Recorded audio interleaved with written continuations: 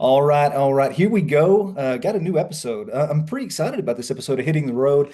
I am with artist. I almost wanted to say Christian artist, but man, she's so much more. Emerson Day, how you doing? Good. How are you? I am doing good. Emerson, you are, if I may, you're a rocket ship right now. You really are a rocket ship right now. How does that feel to be a rocket ship? How does it feel for your career to be just like trending and ascending? How's that feel right now? Yeah, it's pretty crazy. To even hear that with just, the trajectory of the first year as a new artist, like so drastically different from that year to this year. Yeah, Um, things really have taken off in a positive direction. It feels like God has opened a lot of doors. And it's just so funny for me as the artist that it's that song. It was Get Behind Me, the yeah, song, yeah. that kind of started all this because that is like my lane and my heart and the kind of music I want to make. And so the fact that it was that song, that did so well and people Yeah. responded to it, was just really, really cool. Yeah, absolutely. Well, and I want to circle back to that song here in a minute because it is, as the kids would say, a banger. It is. It really is. So anyway, all that to say, but like, so kind of starting off. I'm interested to hear how your journey started. So you're a Maryland girl at heart. Is that right? Mm. And, Yeah. Yeah. and so tell me about growing up on a farm in Maryland. Yeah, so I love all things outdoors, I think because of that. Hunting and fishing and hiking and boating and anything you can do Yeah, outdoors, that's where I want to be. And yeah, so spent a lot of time doing that growing up. And I think that's where really, my faith was developed, even as a young girl, just spending time with the Lord outside and being in creation. And mm, um, I always was writing and singing from really as early as I can remember. Like it was always a part of me, but I never viewed it as like a career path or I yeah, should pursue this professionally. It just was not on my mind at the time. I was very into sports. I grew up playing lacrosse. That's kind of like our football up yeah, here. So, totally. I grew up playing lacrosse, and that's what got me into college. And I studied Homeland Security and criminal Yeah, justice. that's So crazy. nothing close to Right. music. Right. Right. Well, so you grew up and you've got, correct me if I'm wrong, but you've got two brothers, yeah? You've got a kind of I've got a younger sister and older brother. younger sister, but y'all all were competitive and y'all all pplayed. Is that Oh kind yeah. of okay, gotcha. And so like because like you said, up in that part of the country, like you said, lacrosse is kind of king, and so like Yeah. you were gonna go now, correct me if I'm wrong, you were gonna go to Navy, right? Like you were gonna go, Yeah, so I was recruited by a couple different Division I programs, but I just at the time that's what I wanted to do with my life. And nobody in my family is in the military, really. Nobody's in law enforcement, so I don't know where that came from per yeah, se. I just was drawn to it. I thought that was like the dream job. I was going to go to the Naval Academy, play lacrosse for them, do my time in the military, and then try to get a federal law enforcement position. Like right as soon as my time in the military was done. But God clearly had other plans. yeah. I blew my knee out my senior year of spring of I'm trying to think. Yeah, it was the spring because it was March or April because I can remember in the military things are a little different than regular Mm, collegiate sports. Like one of the things that we talked about when I was going for my medical evaluation is you have to be a 30-year guarantee. Like okay. in order to be in the military. And they Yeah, were like, this knee is not going to hold up for yeah, 30, like, it's not making it.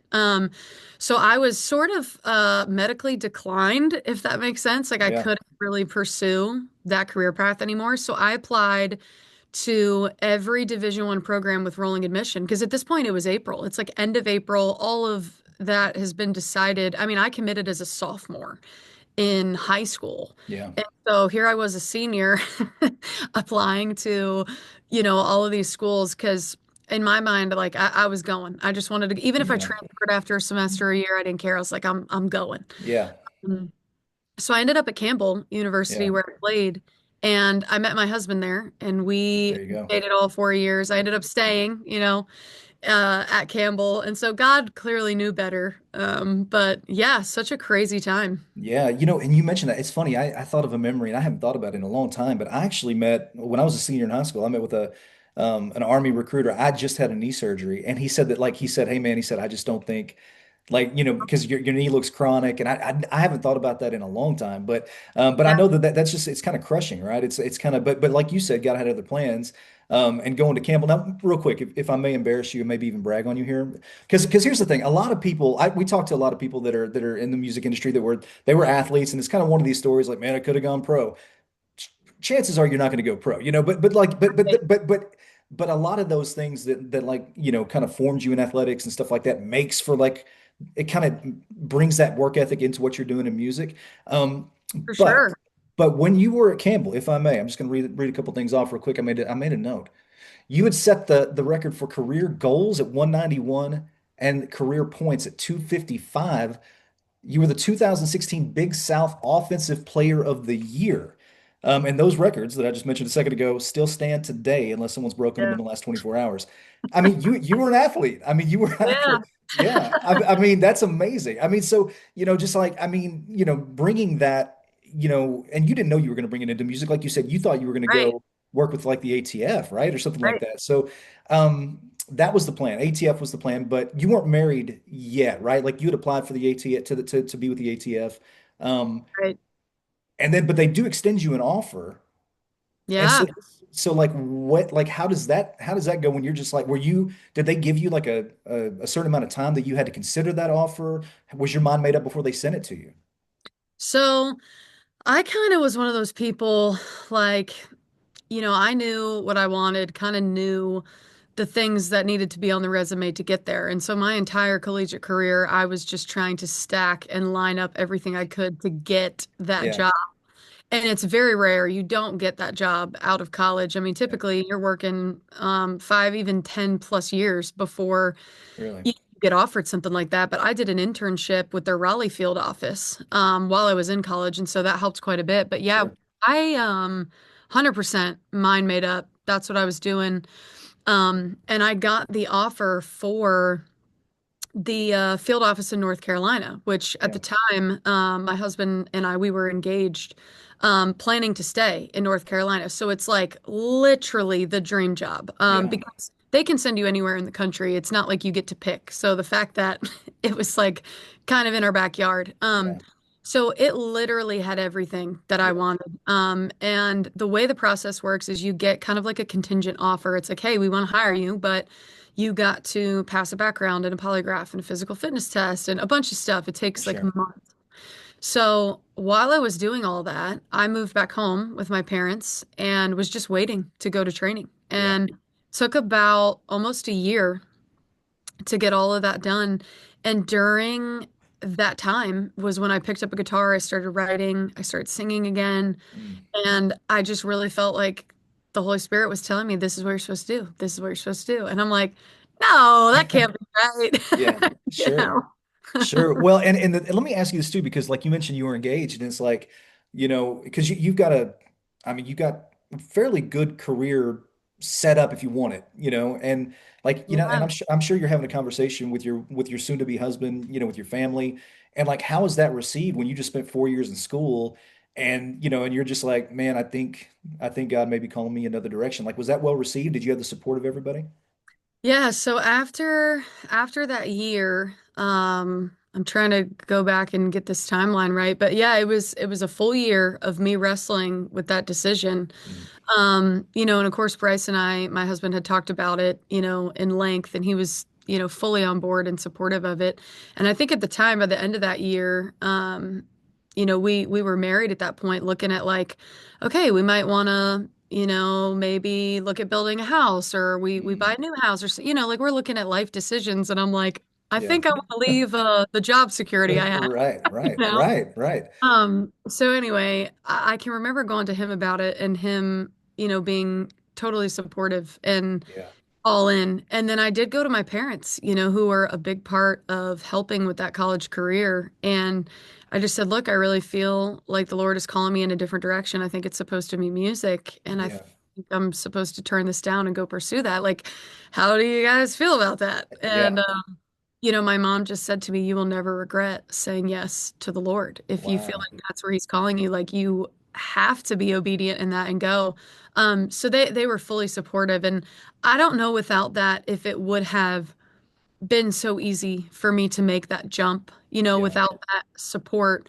So I am forever grateful for that. But yeah, it was such a huge decision. And I felt like I was walking away from the dream job. I was Sure. walking away from everything that I just worked so hard for. But I was a wreck. I mean, like Yeah. my spirit was so unsettled. And that was eventually what pushed me to make that decision at the end of the year is I can't go on with this inner turmoil about it. And as Sure. soon as I made my decision, I had peace about it. Like so much peace, like was not worried about it or tore Yeah. up about it anymore. And I'm like, okay, like this is from the Lord. This is Yeah. what I'm supposed to do. But it didn't make it any easier. Right. Totally. Totally. I mean, because the life of a musician, especially, I mean, listen, you're kind of, you're certainly out of college. I mean, I don't know if you've got any like relationships in the industry at this point. If it's something like, something you're just starting out with, like really not having any kind of like help behind you, but Yeah.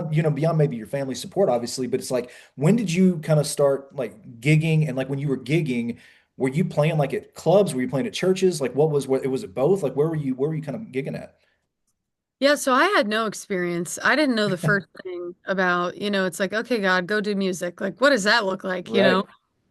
So I tried to get better at the guitar and I'd been playing since I was 16, but not like in front of people. Yeah. So all of a sudden it's like, okay, I gotta, be a better guitar player and a better singer. And so I started practicing and then I started doing local stuff where I Yeah. would play at restaurants or bars or churches or a birthday party. It Yeah. didn't matter.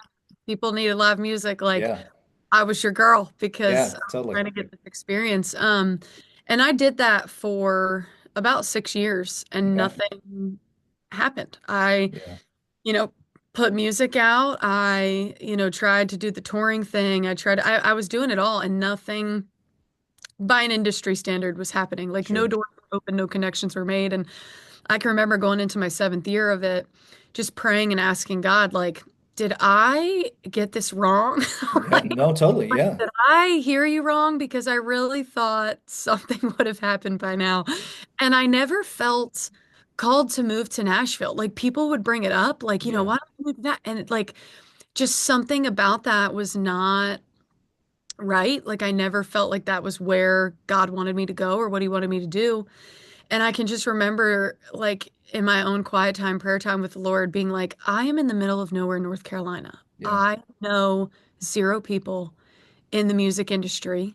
I have zero experience in that space. Like I'm just a local girl playing at Mm. bars at this point. I'm like, if I didn't hear you wrong, like if this is still what you have for me, like I'm gonna need you to show up in a big way because Yeah. like I don't know how much longer, I'm gonna keep doing this because it's 7 years in, nothing's really happening. And I'm like, do I need to just like go, sell insurance or real estate or like find some Yeah. other thing to do, to try to support this or like just, go get a job doing something. So I really was at a point where I'm like, I really feel like something needs to happen or I got to give this up Yeah. because me and Bryce are trying to have a life together as a young married couple. Like, I don't know how much longer I can sustain trying this out. you Yeah. know? Totally. Totally. Um, and so I can remember like praying that and kind of being in this season of just like, I mean, like deep, just soul searching and like asking God to move. And um, I can remember it was maybe a month or two had gone by, and I met my now manager, Jason Davis, through social media of all Wow. things. So Wow. crazy. Somebody had reached out and just said, "Hey, like I, um, work with him and I think like he'd be really interested to meet you. Like, what do you think?" And I'm thinking like this is a scam. I'm Sure. like, Sure. people don't message you like on Yeah. Instagram for that stuff. No, it was 100% real. It was 100% God like breathed. Yeah. And that just was the first thing, the catalyst that got the ball moving. But it was such a vulnerable time, feeling like I threw away my whole career, live stream to go Yeah. be obedient and following what I thought God called me to do. And then I felt like I wasn't doing it. Like I Yeah. had nothing to show for it. But that was so untrue because all of that time was not wasted. Like I Sure. could not have been launched into what I'm doing now, barely being able to play four guitar chords. Yeah. And, Yeah. like it's just like God had to work on me a lot. Like Totally. spiritually, as a person, musically, before I could go do the thing, and even though I felt ready in that moment, and I'm like, God, I'm like waiting on you. He's like, no, no, no, no, I'm actually waiting on you. Yeah, yeah, absolutely. I mean, just even your perspective on it too, because I mean, nothing, and I think, I've read you've said that nothing is wasted, right? Yeah, Nothing's, and it's like, it's funny because, you're out and you're playing and you're gigging, and there's that, that chapter of your life that you wonder, is it wasted? Is it whatever? It's funny, and it's not the same, but it's kind of the same. But my wife is a very, she's a very talented writer herself. And sometimes we always keep coming back to this, like, who are you writing for? Like, and it's like, it comes back to this, like, audience of one mentality. And yeah, you know what I'm saying? And it's just like, I wonder, do you ever have kind of a mentality? Like, listen, I was playing here to, like you said, maybe at a bar and there's 30 people and they're dancing, maybe they're stammering, whatever. But it's like, do you kind of just almost come sometimes from that perspective where it's just like, hey, like, God, whoever shows up, whatever, I know it's you and me. I've got a direct path to you. I'm worshiping you. Like, I mean, how do you yeah. frame out kind of who you're playing for? You know, I think early on there were two sides to that coin because I am a very competitive person Sure. with my sports background and everything else. And so part of me had this attitude of like, you know, okay, even though I am playing this bar gig and everyone's half asleep, like we're gonna make something of this. Like I'm gonna Yeah. make them wake up, pay attention, and by the end of this, like we're Yeah. all gonna be singing together, and Sure. there was this like chip I had to um, try to be the best in any room that I walk to, like do Yeah. my very best. And I think that there are qualities like that that God puts in us to help us chase after these things and these dreams that he's given us. Like without that competitive spirit, I don't know that I would have had the tenacity to go 7 years trying it Sure. before I'm Yeah. here. But when I transitioned from, like secular music to Christian music, and that was also such a God thing, like very clearly I knew, oh, it's not just music, it's Christian music. Like I Yeah. got it. It shifted a lot in me because the pressure to perform is not gone, but it's different. Like I think the human nature will always feel that pressure to perform for more than just one, right? Sure. Sure. Um, but there's something so special and unique that happens when it transitions to this is what I do to glorify God. This Yeah. is what I do to serve. Yeah. Instead of, this is what I do to glorify me. This is what I Yeah. do to make me feel good or me happy or put me on a pedestal. Like there's something that shifted in me when I chased after Christian music and just really chased after the Lord that it does become just a you and him thing. Yeah. Because if you, me as a competitive person, if you do get caught up in all of that other stuff, it can really ruin the joy. It can really rob the joy of Yeah. gift and what God has given you today, Right. I think it's really easy, even if you're not competitive, we're just human. It's like we always want that shinier thing, the more thing. Yeah. And what like I had to learn through this process is like I have enough because I Yeah. have this. And if I woke up tomorrow and I couldn't sing, I would still be enough. That Sure. was really hard to get to, Yeah. Yeah. because for so many years I put so much emphasis on that, you Right. know? Right. And it's funny that you mentioned that because, one of my very best friends, he's got many hits in the country space. And one thing that he mentioned to me is just, he said, man, they always dangle that carrot. Like Yeah. it's always further out. You never get it. He's like, Yep. you never get it. And so it's like, you almost have to make a peace between you and God, where it's just like, really just recalibrating what it is we're actually doing here. Right. And it Yeah. sounds like, yeah, it sounds like you've had that, those Oh conversations, man. yeah. And that's the thing, like Christian music is no different, but I Yeah. think our perspective on things is, and so it makes it, feel different or feel better in a sense. Like Yeah. you have more content, like I'm more content with it. But yeah, like the carrot is always there, the ladder is always there. Yeah. Like you're constantly comparing yourself, to other artists or to Sure. the number on the charts or like Yeah. there's just constantly that metric, Yeah. But when you really boil it down, it's like, no, I feel that I was called to do this and I was obedient and I'm doing it to the best of my Yeah. ability. And it's just about, me and God on this journey. Yeah. I think it's really hard for anybody, just to, whether it's art or anything else, to put that out there and then let the Lord handle the results. It's really tough to Oh, yeah. to do that, because we just, I mean, me anyway, and I know you said you're competitive, but it's like we want to win by nature. We want to be at the top of the chart by nature. We want to, so it's like we have Yeah. to we have to temper whatever that is, and it's hard. It's really I mean, it's something that in my flesh anyway, it's a challenge. And it sounds like it maybe has been for you, but so okay, let's talk. So basically, you are now like, tell me when you signed, with a label. I mean, because like everybody's story is kind of different with that. I mean, and Yeah. what were the demands? Were there any demands for you to come to Nashville? Were they like, hey, we're gonna let you stay in North Carolina and do your thing, or like what is that kind of label relationship? Yeah. Where did that start? What does that look like? So I met my manager Jason in July, and I had my first label showcase that September, Okay. which is very unheard of. Like that's a crazy fast Yeah, time. never. So I had my first showcase in September. I met with um almost every label in the industry at that point in the fall. And then I signed with Fairtrade in December. And Yeah.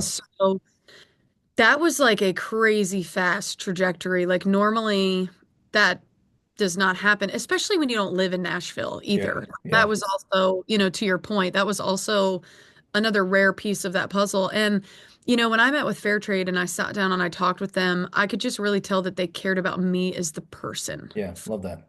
And that really mattered to me. And so, at the time, Bryce and I have been married for a couple years. We're established in North Carolina. And, there was a couple I think times where it was like, so what are you thinking? Like, are you gonna move to Nashville? Are you guys gonna? And I was like, I just have not felt like God has called us there. I mean, I Yeah. just do not feel like we're supposed to go. And they're like, great, that's fine. Yeah, like love it. We'll do whatever. And there's plenty of artists that don't live in Nashville. I mean, Micah Tyler on my label is still Yeah. in Texas, like Crowder, he's still in Georgia. Like there's plenty of people that do it without moving.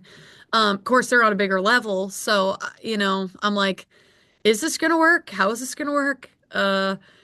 It's been fine. Yeah. Honestly, with technology, I mean, everything that I really need to do, I can do outside Yeah. of, writing and I got to record. So I'll come in for a week or two, knock everything out, go back home. But there's never been that pressure. It's always been supportive from the Yeah. label. Like that relationship is always about the person first. And so we've always had great conversations about that, and I've always felt very supported in that. And you know what? If God, gives me something different, like if Yeah. that changes and we're supposed to go, like, okay, I will go. Yeah. But I am not a girl. I'm like, I just want to stay. Yeah. No, I mean, it's funny because I've talked to many artists here lately that are saying the exact same thing that you are, where it's just like, hey, I go to Nashville for a week or two, maybe, and I go back to Oklahoma, I go back to West Virginia, I go back to Texas, I go back, Right, and it's just like it seems like they are, because the thought is like you got to come to Nashville and be a part of the ecosystem and the fabric of it all, and you got to just drink it in, and like that's not for everybody, and the fact that the label was like, hey, do your thing, stay in North Carolina, come up and back, and all that kind of, and your management, like it's good to have people in your corner that see your yeah, vision and align with your vision, right? Um, yeah, well, so okay, real quick. So I told you that I worked in Christian music for a little while. I was an agent, right? And so, and it's like I told you before we jumped off or jumped on the call, like you kind of get to see how the sausage is made in the business sometimes. But it's like so I'll be honest with you, I don't listen to as much contemporary Christian music as I probably used to. I still listen to a fair amount, but I remember I'm with my nephew and we're driving down the road and this song just comes on and it is smacking me in the face, man. And I'm like, what is this? I was like, and I really was. I was like, what is this? And I was like, and I never do this. I'm whipping out my phone, I'm Googling the lyric, and I'm like, who is this? And I'm like, so Get Behind Me is on the radio, and I'm just like, now let me ask you a question. Let me yeah, because when you're writing that song, and nobody really anticipates like this is going to be a hit. This is going to go on the radio right. and it's going to do well. And but I've got to ask you, like, because when you read through the lyrics, there was a part of me when I was like going through it, I was like, man, is she like picking a fight with the devil? Like, is she, you know what I'm saying? Like, is she, like, is she like really like going to toe? Because like when you're doing the writing process, like, how did you find the balance of writing like basically like, hey man, I'm going to step on your neck, but it's going to be in Jesus' name. You know what I'm saying? Right. Like how does that process like? come together for you? And like really when the song came out, did you have big expectation for it? So that song was never intended to be a radio thing. I never Okay. wrote that thinking it would go to radio. I mean, if anything, I was writing it as like this is just my heart right now, and I think it would be a great album live thing. Yeah. Was never thinking, this is gonna go to radio and be a huge song. I never had that thought. But when I was writing that song, it's a title and it's an idea that I've had for quite a while.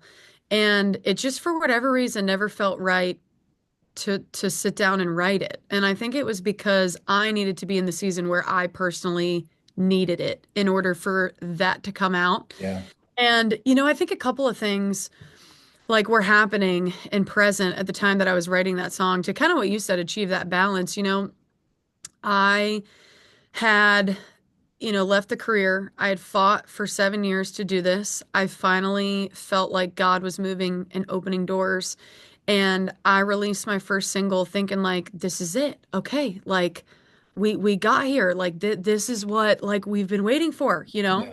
Yeah. Um, and then the first single that I released did not do well at all. And there were conversations of like, um, like we've got to get this next one right or Yeah. we're gonna be like really struggling, you Okay. know? And so I was kind of in this headspace of like, God, why would you bring me this far for it to not work? Like Yeah. I don't understand. Sure. And I started having all of these thoughts of because here's the thing too, like I am very different as a female artist in this Yep. industry. I am not your typical sound, typical attitude, like none of it. If you think like I just started No. going through that where I'm like, you know, I love rock music and I Yeah. love country music and I love Jesus, but I've never seen anybody do that in this industry. Yeah. And I like studded leather and I like Yeah. That's what I was gonna say. Yeah. farm stuff and I wear boots and I'm like, nobody's doing that. And I just got to this place where I was like, am I too much? Like Oh man. I might be too much Wow. for the industry, for this whole thing. And I started believing all of these lies Yeah. that I would not be accepted. Nobody would want to listen to that. I was too much, not good enough, didn't have the look, didn't have the thing. Like I started believing all of this stuff, and we're looking at, okay, like we need the next single. Like what's it going to be? And so I just went into this season of writing just to write, to fight for this chance to keep doing this, Yeah. because as a new artist, you only get so many chances to put out Yeah. that single. I mean, you really do. And so me being competitive, I'm like, okay, like we struck out the first one, like we've got two more left. Like we gotta get this right. So it's like me and God, I'm like writing and writing and writing. And I think I was dealing with all of those negative thoughts so much that I started to like really believe them about Yeah. myself. And I got to the point where I'm writing this song, and that was like my moment of I'm gonna fight back. I'm gonna push back because Okay. that's not what God says about me. And that's like He made us all different and unique for a purpose, not to Yeah. all be the same and to all. And so that song was me owning it and being like, yeah, you know what? I do like rock music, so I'm Yeah. gonna write a rock Yeah. song. Yeah. Totally. And yeah, I do have a little bit of an attitude. Maybe it's the athlete in me, but I do. Yeah. So like that's gonna come out in my lyrics. But for me, it was remembering what my grandmother used to tell me in that saying of, it it's about putting the devil in his place, but you can't do that unless you understand like the hierarchy and authority and all of that of Jesus Christ. Like Yeah. Totally. I have to know my place in order to be able to put the devil in his. And like that Whew. is bought with the blood of Jesus Christ. Let's That's go. understanding who is over me, and Yeah. who is over him. And like I remembered her telling that story and learning that growing up, and then just getting to a moment where I'm like, this is where we take back some ground and we fight back, Yeah. Yeah. because my God is greater and bigger. And so Totally. that song, it just came out with so much attitude and authority. And it's crazy because, all of those negative thoughts, and I write this song, I submit it, and I'm going, well, if anything was too much, it would definitely be, you know. Yeah. Yeah. Totally. Like Totally. like we're going for it. And then Yeah. the team and the label hit me back. They're like, "Oh my gosh." They're like, "How quick can we get this? How quick can we produce this and like put Sure. it out?" I'm like, "Oh, okay. Like awesome." Like Yeah. they're digging it.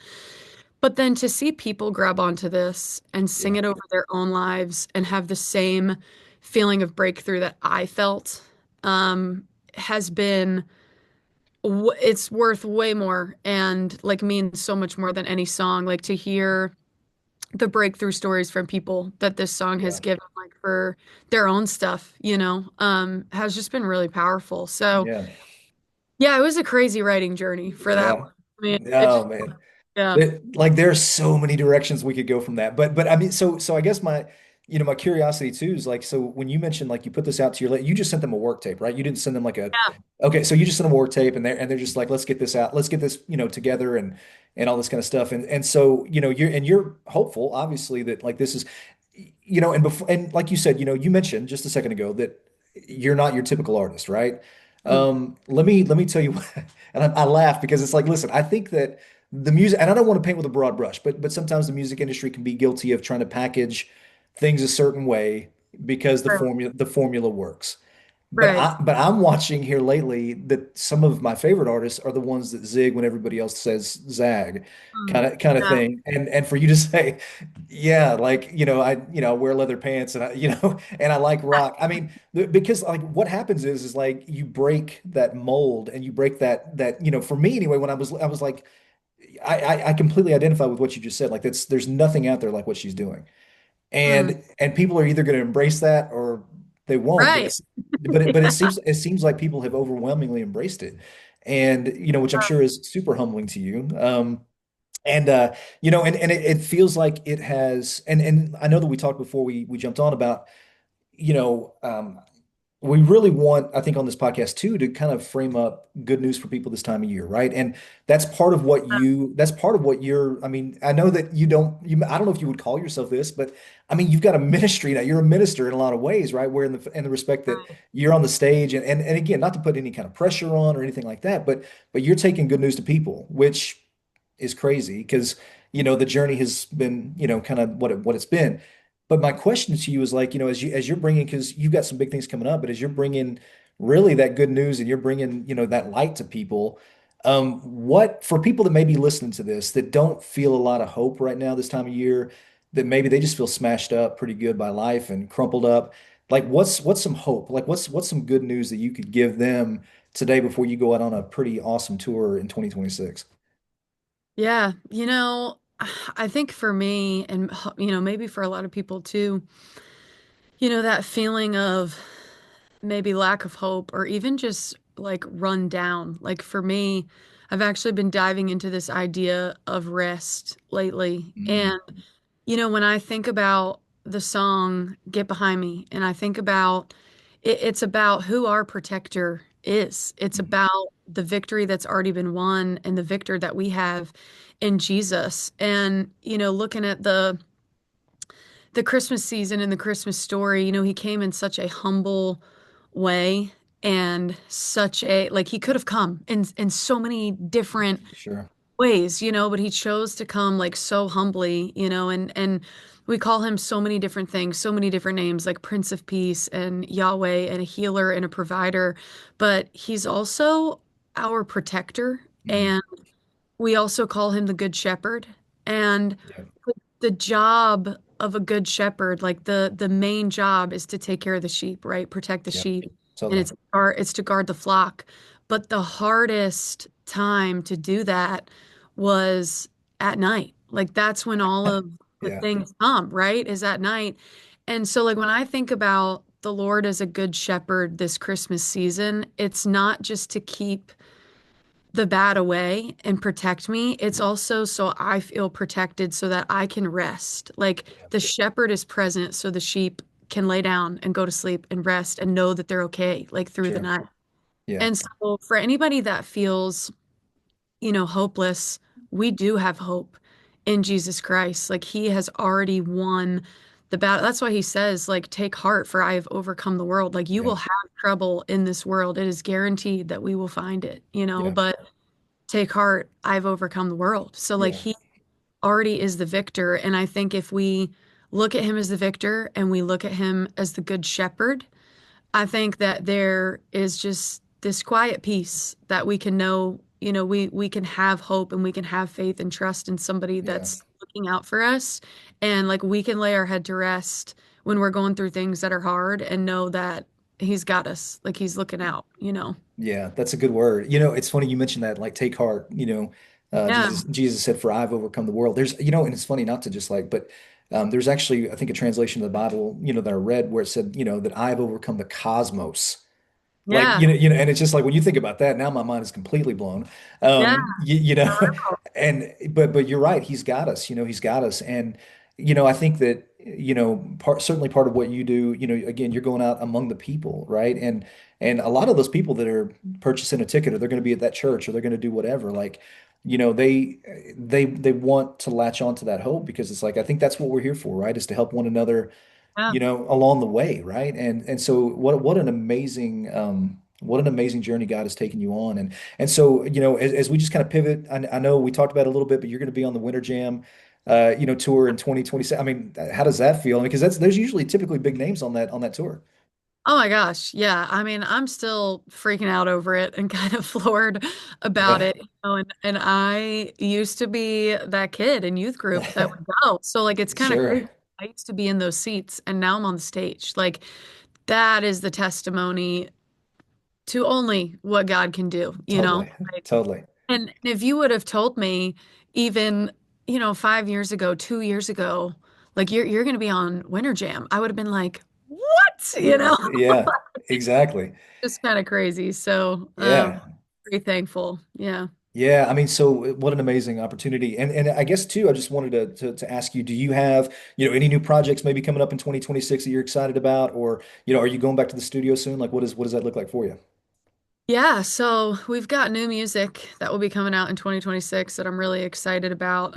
We've also been talking about a full-length record as well this year. So, I am going to be spending some more time in the studio. We've got a little bit of work to do yet, but it's going to be good. I'm excited about it. And Yeah. it's been like a long time coming. So Yeah. I'm very excited to be talking about a full-length record and Sure. new music top of the year. So, yeah. Well, and let me ask you this, and you don't have to let, anything out of the bag that you don't want to. But so on Get Behind Me, you had, Zach Williams, came on, and so that song, I mean, it's like pouring gasoline on the fire at that point. And but like moving forward, like, let me ask you this. I'm not going to ask you, are you going to be collaborating with anyone? Let me ask you this. Are there any kind of like dream collaborations that you could have, if you could have any? Oh, always. I mean, collaborations are so cool Yeah. anyway, just because, I love seeing two different artistries, like two different ministries come together. But yeah, I mean, I have always loved Ben Fuller's sound, and I love his Yeah. heart. And I think that would be a really cool collaboration. Stephen Stanley's somebody that I think would be really cool to collaborate. Yeah. All of these, rock country Yeah.